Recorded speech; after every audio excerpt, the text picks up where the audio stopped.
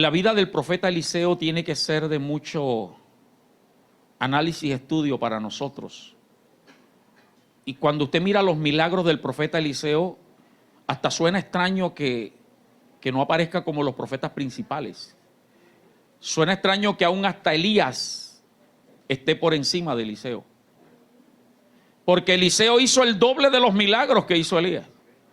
E hizo más milagros. Pero Dios sabe por qué en su palabra estableció que levantaría un Elías. Y Juan el Bautista es reconocido como si tuviera el espíritu de Elías, y Jesús también. Pero bueno, eso no podemos cuestionarlo ni discutirlo, pero a dónde voy, Eliseo, yo lo miro con sus milagros como tipología de lo que Cristo es capaz de hacer en este tiempo. Un amén. Eliseo es tipología o tipo del poder de Cristo para tu vida y para mi vida, para tu casa y para mi casa, en todas las áreas. Son muchos los milagros aún de resurrección, pero no voy a hablar de ninguno de resurrección. He escogido 3 grandes milagros para aplicarlo a nuestra vida y a nuestra necesidad. Y el primero de ellos lo encontramos en el segundo libro de Reyes, capítulo 2, donde Eliseo sanó las aguas y sanó la tierra de una ciudad utilizando una vasija nueva, llenándola de sal. Esto está fuera de toda lógica. Sanar toda una tierra completa. Sanar las aguas echándole sal. Las aguas se salan. Y un agua salada, no sé, ayude mi ignorancia. Yo creo que no sirve para cultivar ni para beber el ganado. De repente lo que encontramos cerca de las costas de agua, de los mares, perdón, son palmeras y cocos. Pero sanar la tierra con agua, con sal, solo el poder de Dios es capaz de hacerlo. Veamos la historia. Dice la Escritura, versículo 19 del segundo libro de Reyes, capítulo 2, versículo 19. Dice, y los hombres de la ciudad dijeron a Eliseo, he aquí el lugar en donde está colocada esta ciudad es como. ¿Es como? O sea, estratégicamente, geográficamente, la ciudad era buena, como mi Señor ve. Mas las aguas son malas y la tierra es estéril. O sea, era apariencia de bueno, pero su interior era improductivo. Y no solamente era que las aguas eran malas, la tierra no producía. Y hay tierras que aunque les echen agua, siguen siendo improductivas. Hay vidas que aunque se les riegue con la palabra, que aunque se les riegue con la unción del Espíritu Santo, siguen siendo estériles. Hay gente en las iglesias que no avanza. Pero yo creo que hoy el Señor va a quitar toda esterilidad y todo mal. Versículo 20 dice, entonces Eliseo dijo, traedme una vasija nueva y poned en ella sal. Y se la trajeron.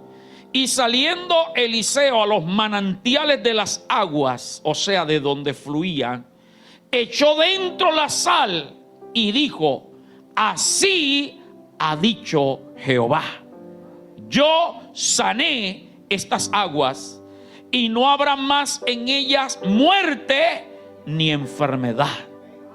Versículo 22, y fueron sanas las aguas. ¿Hasta cuándo? Hasta hoy. ¿Qué día es hoy? 15 de octubre del 2023. Y eso fue antes de Cristo, hace más de 2000 años.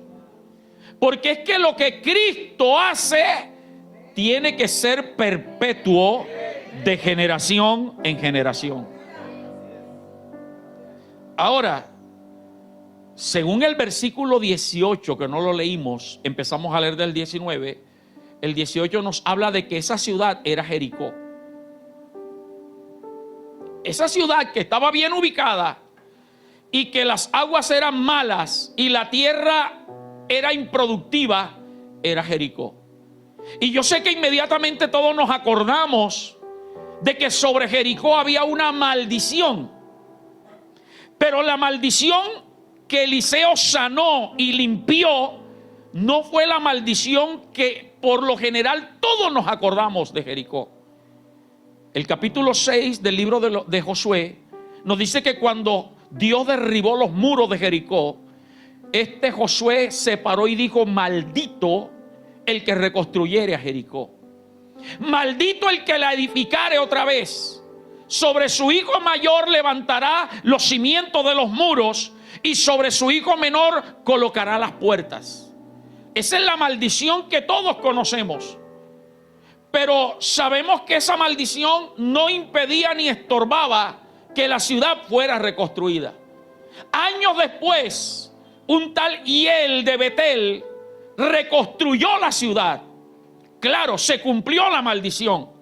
El hijo mayor murió cuando estaba levantando los muros. Y el hijo menor murió cuando estaba colocando las puertas. Se cumplió la maldición, pero la ciudad fue levantada. Luego la ciudad fue destruida nuevamente y la volvieron a reconstruir. Jericó fue destruida 3 veces y la reconstruyeron. O sea que la maldición no tenía nada que ver con la tierra. La maldición no tenía nada que ver con las aguas.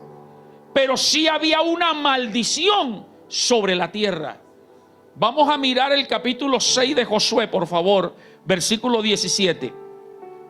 Ahí encontramos la maldición más allá de las puertas y de los muros. Colócamelo, por favor. Josué capítulo 6, versículo 17. Josué dijo: y será la ciudad anatema ¿a quién? Será la ciudad anatema a Jehová. Mire que ahí no está hablando de muros, ni de puertas, ni de castillos. Está hablando de la ciudad. Y será la ciudad anatema a Jehová con todas las cosas que están en ella.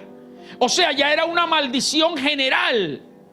Ya no era una maldición para que el que la reconstruyera la iba a padecer. Ahora la maldición que dice Josué era sobre toda la ciudad. Ahora, cuando habla de la ciudad, no está hablando de los edificios.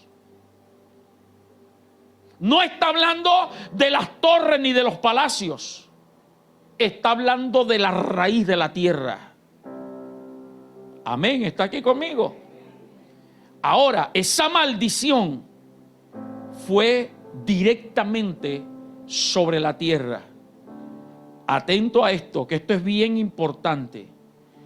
Yo creo que hoy Cristo quiere sanar nuestra tierra. Quiere sanar toda improductividad. Porque de pronto nosotros como cristianos hemos sido libres, y era lo que Dios me llevaba, de maldiciones por encima. Pero por una temporada estamos bien, pero luego viene otra temporada donde estamos peor que la anterior.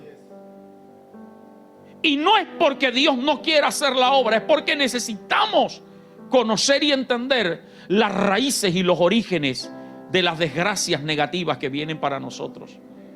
Y Dios tiene el poder para arrancarla.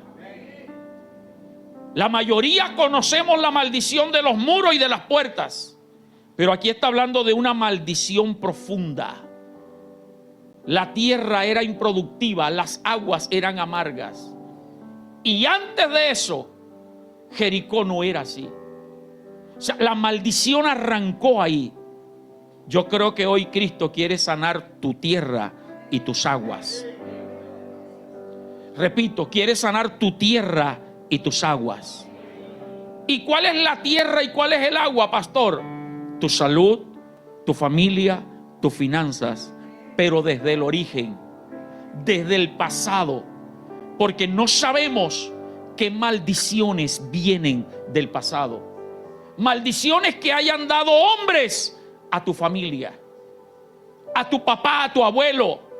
Gente que por envidia ha lanzado juicios negativos contra nosotros o contra nuestra familia.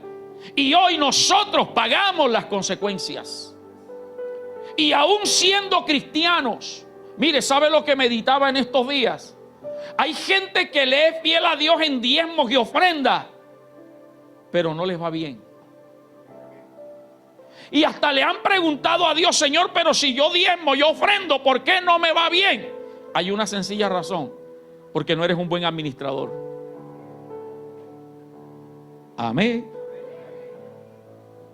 Porque es que hay que ser buenos administradores. Porque yo creo que ninguno de los hijos de Dios podemos decir que Dios nunca nos ha abandonado. Nunca. Podemos expresarlo hoy. Dios ha sido fiel. Y Dios te ha provisto. Lo malo, como decía el miércoles, creo que fue, lo malo es que no aprendemos que cuando vienen las vacas gordas hay que ahorrar y hay que guardar. Porque las vacas flacas han venido durante todo el tiempo de la tierra. Siempre va a haber vacas flacas. Cristianos o no cristianos, va a haber vacas flacas. Permitidas por Dios. Van a venir crisis como la pandemia. A muchos los afectó la pandemia. ¿Quién iba a pensar en eso? ¿Verdad? ¿Quién iba a pensar? Pero los que teníamos vacas gordas ahorradas, pudimos subsistir. Entonces hay que entender, hermano, que hay cosas que vienen del pasado. Gente que ha lanzado maldición sobre nuestra familia. Pecados generacionales de los cuales tantos hemos oído. Maldiciones que te han lanzado por tus errores, por tus fracasos. Gente que te tiene envidia, ha maldecido tu tierra. Y ojo, esto es de la guerra espiritual. Porque aunque tú eres hijo de Dios, si te descuidas, las maldiciones te pueden alcanzar. Por eso esto no es de que soy cristiano y ya. Tú necesitas tener consagración permanente y diaria. Amén. Tus padres seguramente en algún momento de rabia, de enojo, han lanzado maldiciones contra ti de manera inconsciente. Han lanzado juicio: te va a ir mal, ojalá y te vaya mal. Eres esto, eres aquello. Y hoy estamos arrastrando todo eso. Pero yo creo que Cristo hoy tiene una vasija nueva con sal para sanar nuestra tierra. Pasemos a otro milagro. Si lo vas a aplaudir, apláudelo. Segundo de Reyes 4:38. Sanó un guisado, un potaje, o si quiere llamarlo en el argot nuestro, un sancocho, una sopa.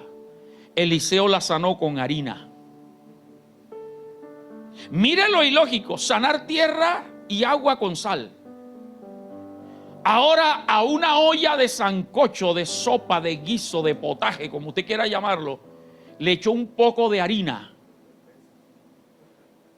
¿Y sabe qué es lo que más me llama la atención?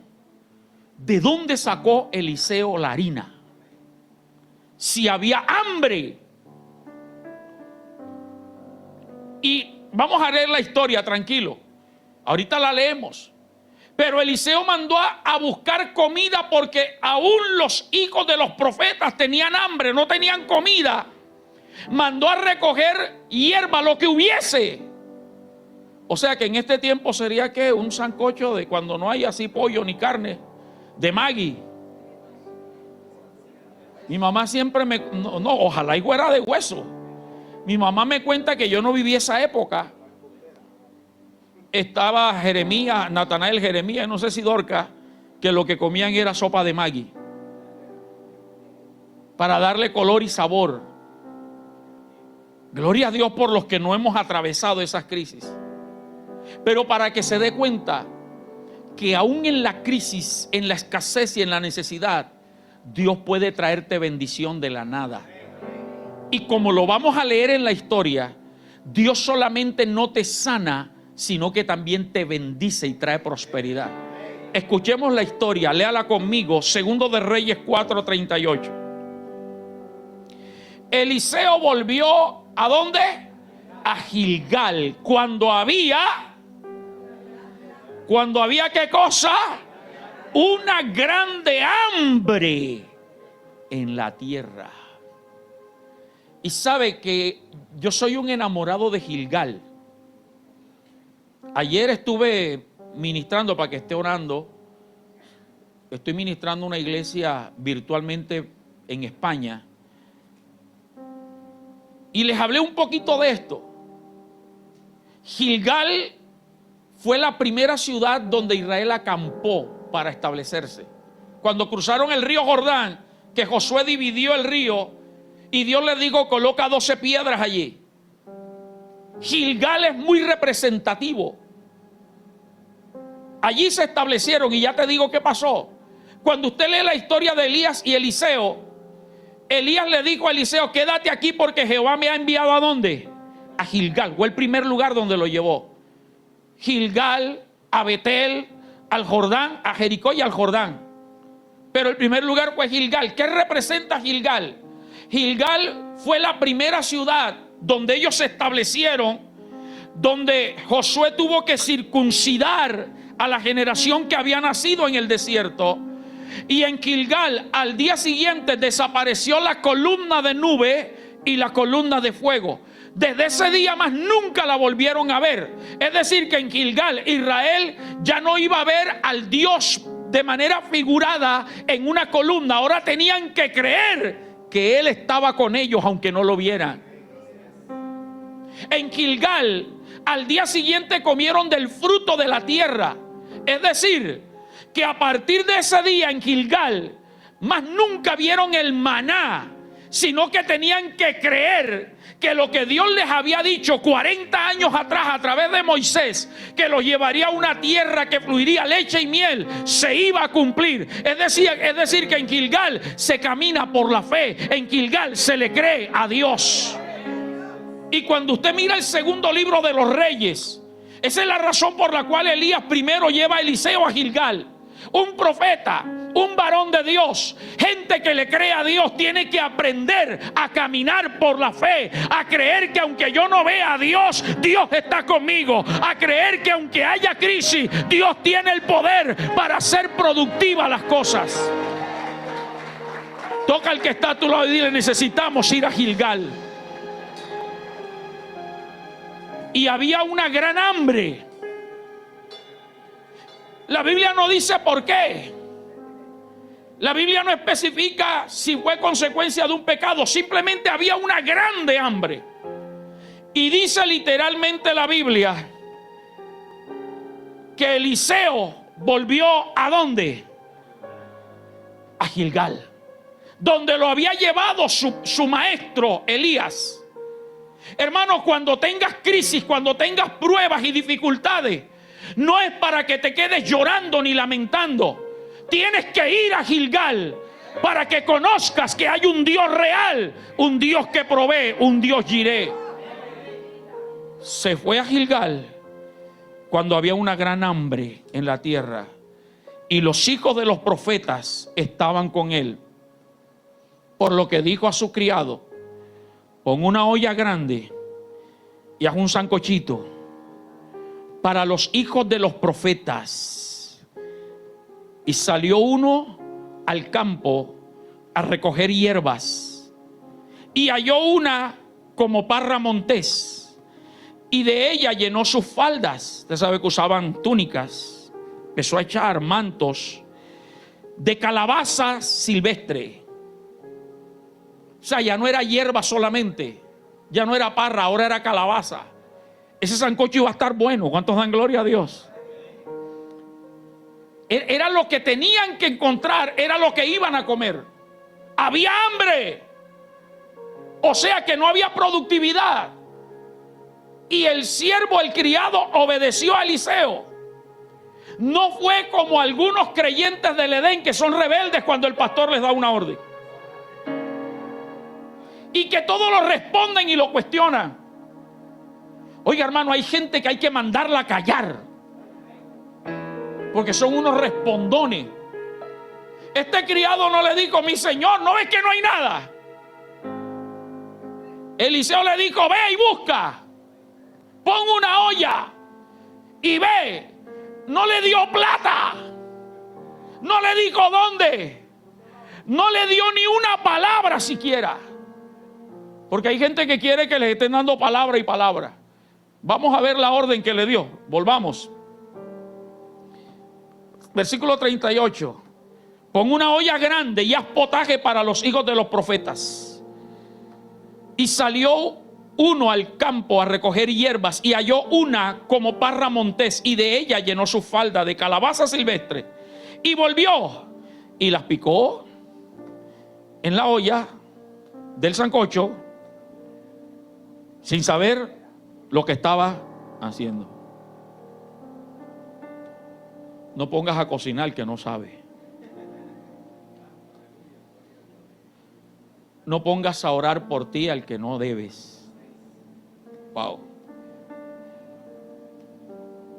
Cuídate a quien le comentas tus cosas. Cuídate a quien le pides oración.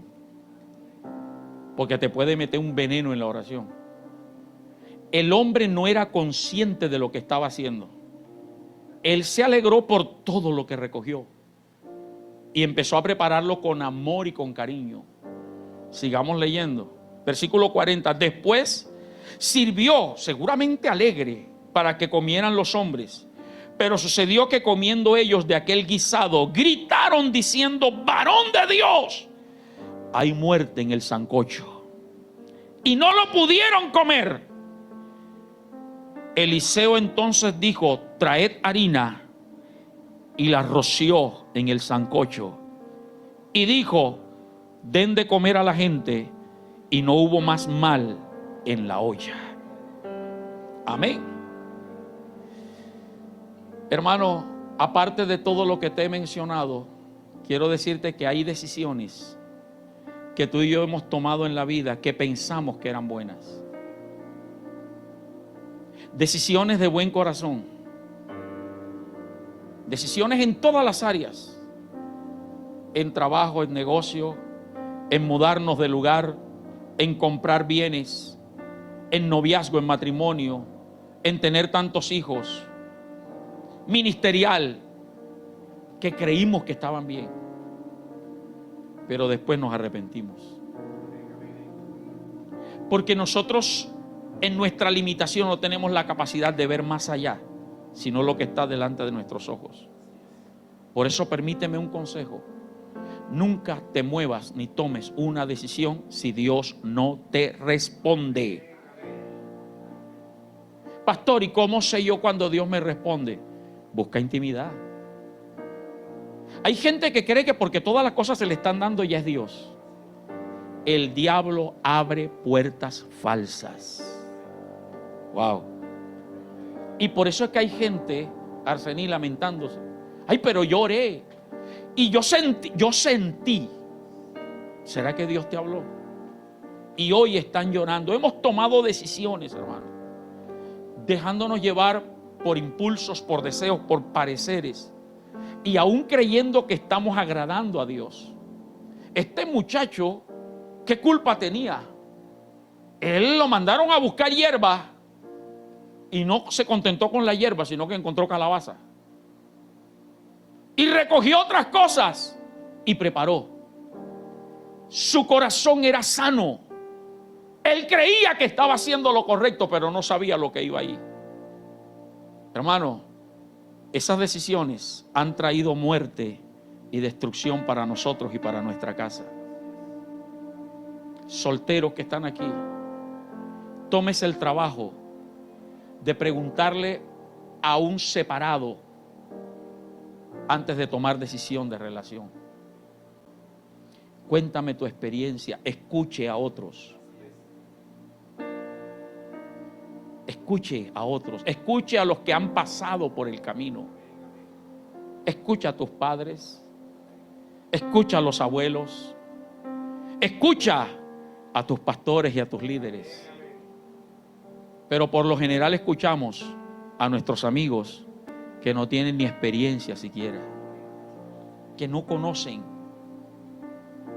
Esos que ya pasaron por ahí te pueden contar que al igual que tú y que yo, estuvimos deslumbrados, maravillados y nos dejamos engañar. Este muchacho no sabía ¿qué le costaba haber ido donde el profeta Eliseo y decirle esto fue lo que encontré? Si hubiese ido donde el profeta a mostrarle lo que encontró, seguro el profeta por conocimiento o discernimiento le hubiese dicho cuidado con esto.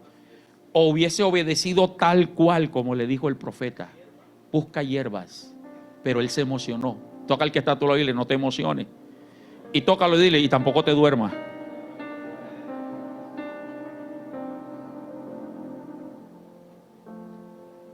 Hay familias muertas espiritualmente. Y como le decía a alguien de otra iglesia, aconsejándole en el matrimonio, me decía: pastor, fue mi decisión equivocada y tengo que cargar con ella. Le dije, tampoco es la idea. Porque uno no anda en un matrimonio por obligación, porque se convierte en una carga. ¿Usted sabe lo que es arrastrar un matrimonio? Porque la Biblia me dice que no puedo separarme. Porque la Biblia dice que ya metí las patas y el que corta su palo redondo, que se lo echa al hombro. No es la idea. La idea es que tú asumas tu responsabilidad y empieces a pelear por eso. Porque yo creo en un Dios que puede cambiar el fracaso en bendición. Dios nunca te va a forzar a hacer lo que Él quiere. Él te da la opción. Él te dio libre albedrío y Él dice: mira, pongo delante de ti la vida y la muerte. Yo te aconsejo que cojas la vida para que vivas tú y tu descendencia. Pero como somos tan cabezones, queremos probar. Mi papá siempre decía, mamá, mi papá, no yo, mi papá. Hay gente, Bocio, que es como el burro. El burro tiene su pasto, su paja ahí en el corral y mete la cabeza por la cerca para comer la del otro, porque dice, esta está más sabrosa y la de él está más verde. Así hay gente que, hermano, quiere experimentar y después está en fracaso. Y Dios nos deja, pero misericordioso es Jehová, que no importa cuántas veces tú y yo le dejemos, Él siempre va a estar con los brazos abiertos, esperándonos para abrazarnos. Mi alma te alaba, Dios. Todo lo que vive Israel es por fracaso, por desobediente, por rebelde. Eso no podemos ocultarlo. Y empezando por Abrancito. Escuche la prédica del miércoles. Los que vinimos ayer, la pastora dio una enseñanza sobre eso también. Abraham, la mujer lo obligó a acostarse con la criada Agar. Yo no te puedo dar hijos, yo no te puedo dar descendientes, ya yo estoy viejita, estoy menopáusica, ya yo no puedo. Ahí tenemos una criada. Te obligo. No dice así. Y Abraham, ni corto ni perezoso, se acostó con Agar. La embarazó. El problema no era él, el problema era Sara. Permítame usar el costeñol, la preñó. Y por ley, ese hijo no le pertenecía a Agar, sino a Sara y Abraham. Y ese, según Sara y Abraham, era el que iba a heredar la tierra, las promesas y la herencia de Abraham. Pero unos son tus planes y otros son los planes perfectos de Dios. Y Dios no tiene plan B, ni plan C, ni plan D. Dios tiene un solo plan perfecto. Por eso cuando usted vaya a hacer algo para Dios, nunca se invente un plan B por si acaso. El que se inventa un plan B por si acaso es porque no está seguro que fue Dios el que le dijo que hiciera. Entonces, después de 25 años de la promesa, y cuando este muchacho tenía 10, 11 años, el hijo de Agar, la viejita quedó embarazada y parió. Y entonces, ahora ya Ismael no era su hijo, ahora tenía su propio hijo. Y empezó a rechazar al otro y le ordenó a Abraham que lo botara y que lo expulsara. Y entonces Dios tuvo que hablarle a Abraham y decirle: así como obedeciste la voz de tu mujer cuando te dijo que te acostaras con ella y no te quejaste y no te opusiste, ahora obedece la voz de tu mujer y échalo. Pero Dios le dijo, tranquilo, que de ese muchacho yo voy a hacer una nación grande también, porque había una promesa. Pero ese no era el hijo de la promesa, el hijo de la promesa era Isaac. Pero por ese desliz es que viene todo el problema que hay. Ahora, yo decía en estos días, y esto ojalá y usted se lo grabe, estoy orando mucho a Dios por este tema. Hay gente que es legal pero no legítima. Ismael legalmente es hijo de Abraham. Los árabes legalmente son hijos de Ismael, de Abraham, legalmente, pero no son legítimos de la descendencia de Dios. Y eso me lleva a pensar que hay muchos cristianos, muchos pastores, muchos profetas y apóstoles que también son llamados, pero no son escogidos. Y ahí es donde estoy meditando mucho. La Biblia dice: muchos son los llamados y pocos los escogidos. Por mucho tiempo hemos mal aplicado ese texto, que muchos son los llamados, todo el mundo, y nosotros somos los escogidos. No, los llamados son ustedes. A ustedes fue que Dios llamó, y a mí. Pero de entre todos nosotros, algunos somos escogidos. ¿Cuántos quieren ser escogidos de Dios? Retomo mi enseñanza, me estoy saliendo.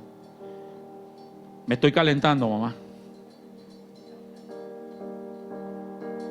Hay decisiones erradas. Hemos tomado, y hoy hay gente que espiritualmente está muerta en sus finanzas, en sus proyectos, en sus propósitos. Pero este milagro de Eliseo con harina nos muestra que el poder de Dios está hoy con nosotros para librarnos en primer lugar de todas las consecuencias de las malas decisiones. Yo creo que hoy se esparce la harina de Dios en esta casa. Y hoy se cortan las consecuencias de tus malas decisiones. En segundo lugar, para darnos alimento y bendición en la escasez. Porque ese potaje que se contaminó con esa hierba venenosa, la harina lo hizo comestible. Y comieron y se saciaron. Pero cuando Dios va a desatar bendición, va mucho más allá. Por eso te repito, en primer lugar, hoy Dios nos va a librar de las consecuencias de las malas decisiones. También nos va a dar alimento y bendición en medio de la escasez. Porque viene escasez, va a haber escasez. Y usted sea claro y consciente, no se emocione cuando un profeta esté hablando de que viene un tiempo de prosperidad y de abundancia para ti. Sí, gloria a Dios, eso lo dice la Biblia. Pero sé claro que también van a venir tiempos de crisis. Porque estamos en los últimos tiempos. Pero la promesa es que en medio de la crisis Dios siempre va a tener cuidado de su pueblo. En medio de la crisis Dios siempre va a ser Jehová Jireh. Por eso en la crisis ten la confianza que hoy se esparce la harina y de tu casa no va a faltar. Y en tercer lugar, dentro de esta misma historia, la harina hoy se esparce para traer multiplicación y milagros extraordinarios. ¿Por qué te digo esto? ¿Estamos en qué versículo ahí? Ayúdame. Vamos al 42. Después que se comieron el sancocho, el potaje, dice: vino entonces un hombre de Baal Salisa, un hombre cualquiera, que ni se da el nombre, sino el nombre de la ciudad, el cual trajo al varón de Dios. ¿Qué trajo? Panes de primicia, 20 panes de cebada y trigo nuevo en su espiga. Y Eliseo dijo: da a la gente para que coma. Ya no era sancocho de hierba, Samuel, solamente. Ya no sanó el agua el sancocho. Ahora de la nada aparece alguien con 20 panes. De sal, de dulce, o como me gusta a mí, hermano Francisco, con queso y bocadillo por dentro. Aparece con espiga nueva, O sea, no solamente el pan hecho, sino que le trajeron la espiga para que cuando se comieran ese, alguien levante la mano.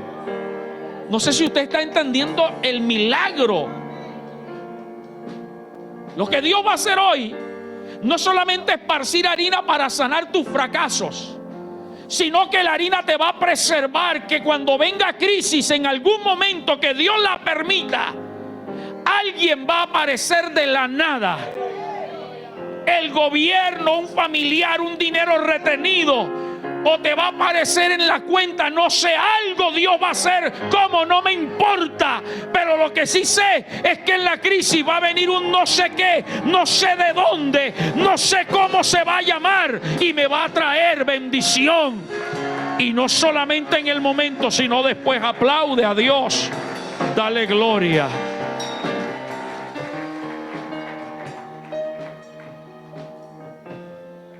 Y este criado de Eliseo, que no obedeció a Wilfran al comienzo, no se dedicó a recoger hierba solamente, sino que recogió otras cosas, que no cuestionó al varón de Dios cuando le dijo, ve y busca. Él no dijo, ¿y de dónde? Dime a dónde.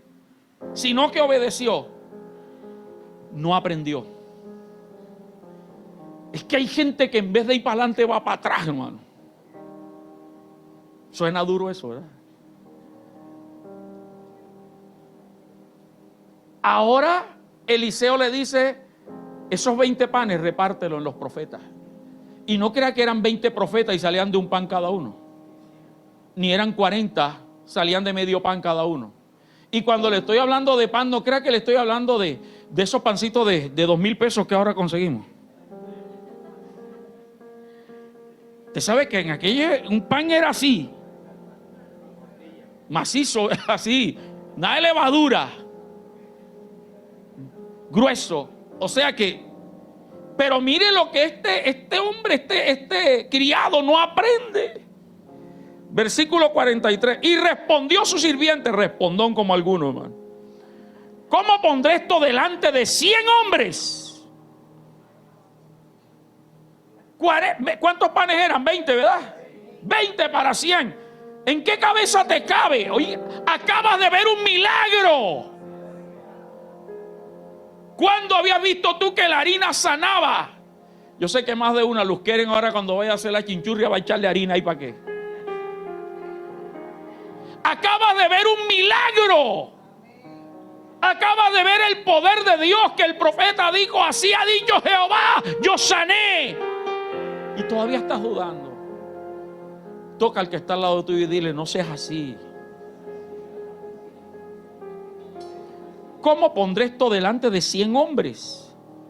Pero Eliseo volvió a decirle, da a la gente para que coma. Porque así ha dicho Jehová, comerán y sobrará. Cuando Dios esparce su harina sobre su pueblo, no solamente va a sanar tu vida, tu tierra, no solamente va a enviar quien te traiga y va a ver para más adelante, sino que lo que Dios te va a dar va a sobrar para que tú seas de bendición para otro que esté en crisis. Versículo 44, entonces lo puso delante de ellos y comieron y les sobró conforme a la palabra de Jehová. Ojalá y nadie aquí esté dudando. Yo te estoy predicando la palabra de Jehová. Tercer y último milagro, más conocido por muchos. Eliseo hizo flotar un hacha. Segundo de Reyes, capítulo 6.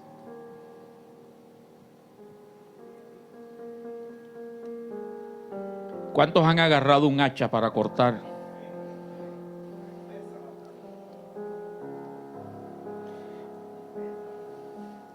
Los que no estamos acostumbrados, Francis, los que no estamos acostumbrados, podemos dar, hermano Francisco, 2 o 3 hachazos.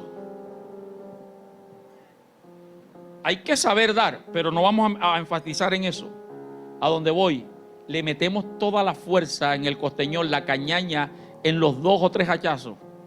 Pero después no podemos cargar el peso del hacha. ¿Por qué? Porque el hacha es hierro puro. ¿En qué cabeza cabe este milagro? Versículo 1 de Segundo de Reyes 6. Los hijos de los profetas dijeron a Eliseo: he aquí el lugar en que moramos contigo nos es pequeño. Vamos ahora al Jordán y tomemos de allí cada uno, ¿qué cosa? Una viga. Hermano, yo creo que las cosas de Dios no son casualidad.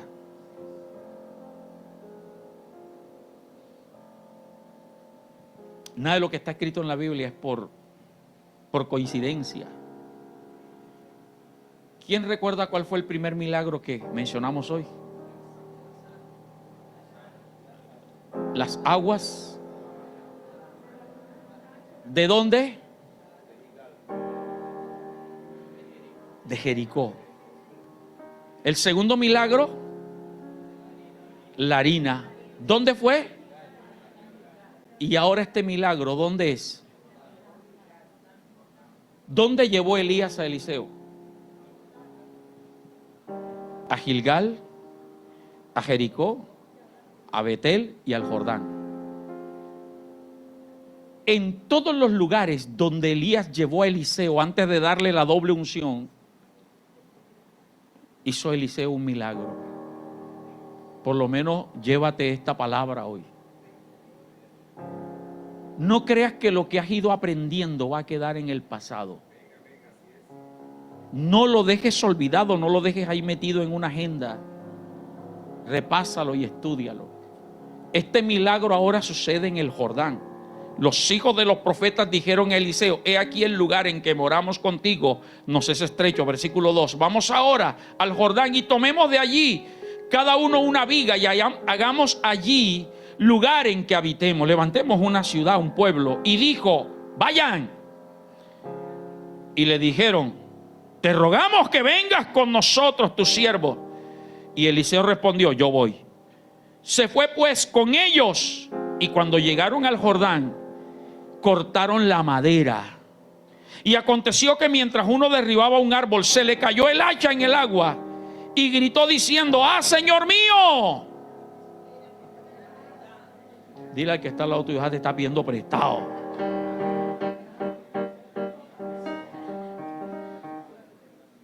Compra lo tuyo. Conténtate con lo tuyo. Porque el que daña viejo paga nuevo.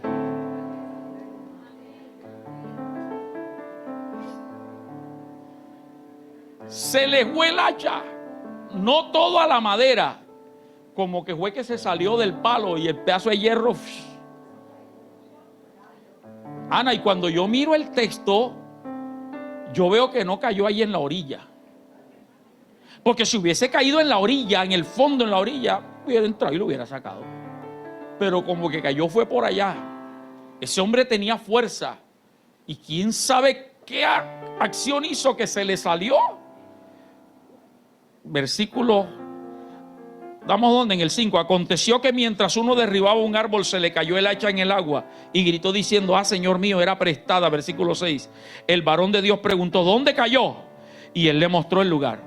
Entonces Eliseo cortó un palo y lo echó allí, e hizo flotar el hierro.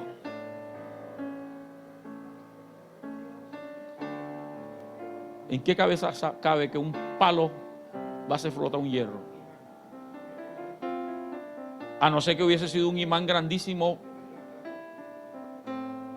Pero Dios de un palo puede convertirlo en un imán. Si Dios con sal sanó las aguas y la tierra, si Dios con harina sanó el potaje, ¿por qué no puede hacer flotar un hacha con un palo? ¿Qué tienes en tu mano? Cuando Moisés estaba frente al Mar Rojo y el ejército egipcio detrás para matarlo con Faraón, clamó a Dios y Dios le dijo: ¿por qué clamas? ¿Qué tienes en tu mano? Tengo mi vara. levántala y divide el mar. ¿Qué tienes tú? ¿Sabe cuál es la vara? El tronco de la raíz que se llama Jesucristo. Y hoy vamos a levantar esa vara, y sea cual sea el hacha que se haya hundido, va a salir a flote en el nombre de Jesús. Versículo 7, y Eliseo le dijo: tómalo. Y él extendió la mano.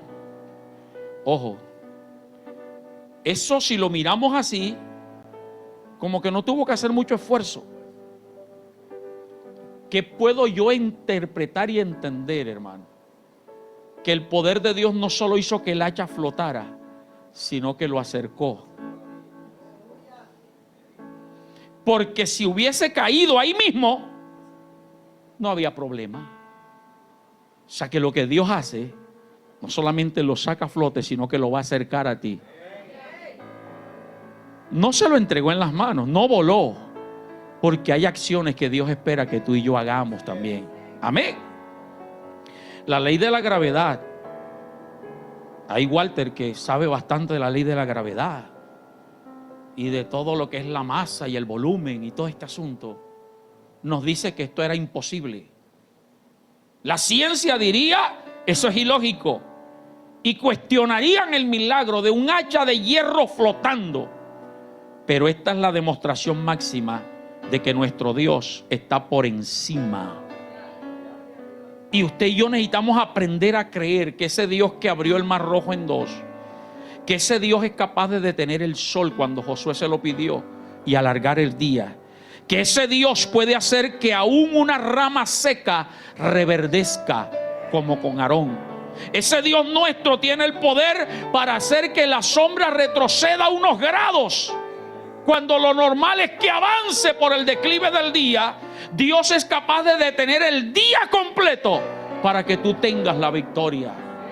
Ese Dios nuestro tiene el poder para volver fértil a una anciana de 90 años que era estéril y menopáusica. Ese es mi Dios, que puede multiplicar 3 panes y 5 peces. Tiene el poder para alimentar con eso miles de gente. En esta historia sacó de las profundidades un hierro.